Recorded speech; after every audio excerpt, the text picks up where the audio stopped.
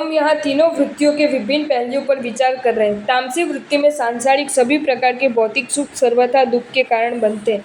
राजसी वृत्ति में सांसारिक भोग दुख सुख मिश्रित होते हैं और सात्विक वृत्ति में समस्त भोग सुख एकांतर भौतिक सुख का ही कारण बनते हैं। कहा भी गया है, सात्विकता पराशक्ति, राजसी मध्यमा प्रोक्ता, तामसी सर्वथामा जीवने तिस्यो वृत्त्यम। अर्थात जीवन में तीन वृत्तियां होती है, जिनमें परम शक्ति वाली सात्विकता उत्तम, रागयुक्त राजसी मध्यम और लोभ क्रोध संपन्न तामसी अधम वृत्ति कहलाती है। जिस प्रकार वृत्तियां जीव की आंतरिक योग्यता दर्शाती है, उसी प्रकार अन्य दृष्टि से भी इनका विवेचना की गई है। तामसी वृत्ति के जीव अर्थ प्रधान, राजसी वृत्ति के जीव काम प्रधान व सात्विक वृत्ति वाले जीव धर्म प्रधान होते हैं। स्वभाव के अनुसार मन तीन प्रकार के होते हैं, अर्थ प्रधान, राग प्रधान और धर्म प्रधान।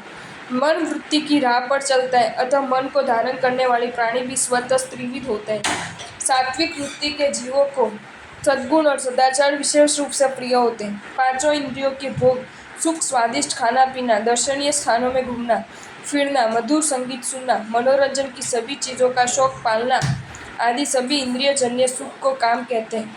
यही दृष्टि से आपके मन में धन का मूल्य ज़्यादा है या धन से प्राप्त भोगों का, या फिर धन द्वारा होने वाले धर्म कार्यों का अधिक महत्व है। જો તમને આ વિડીયો ગમ્યો હોય તો આ વિડીયોને લાઇક કરો અને શેર કરો, અને આવા જ નવા વિડીયો જોવા માટે જૈન ફેક્ટ્સ એન્ડ સ્ટોરીઝની ચેનલને સબસ્ક્રાઈબ કરો. ધન્યવાદ.